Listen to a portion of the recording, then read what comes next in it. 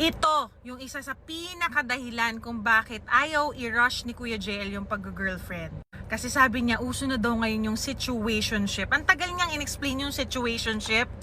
Pero ang nagets ko lang dun sa situationship is, parang wala kang assurance. No? Kapag na-in love ka, tapos hindi pa masyadong 100% sure sa'yo yung partner mo, pwede kanyang iwan.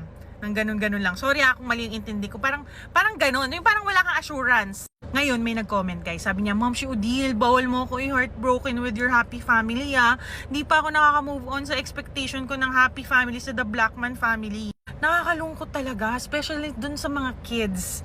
No, nitong mga couples na nag-a-announce na wala na sila and na-announce na yun sa social media.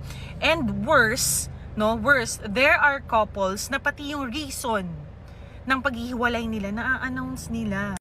I mean, kami ni Daddy, may mga napag-aawayan din kami, may mga maliit, may mga malaking away. Pero hindi ko ina-announce sa social media kasi wag niyong kalimutan na may mga anak kayo.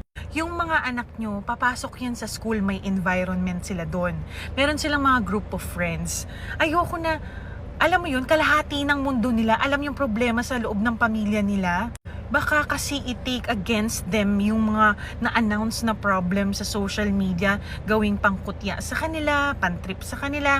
Baka ma-hurt yung mga anak ko kapag yung mga tao sa paligid namin, alam yung baho ng pamilya namin. May mga bagay na masarap i-share sa social media, pero may mga bagay kasi na dapat nasa loob lang ng pamilya.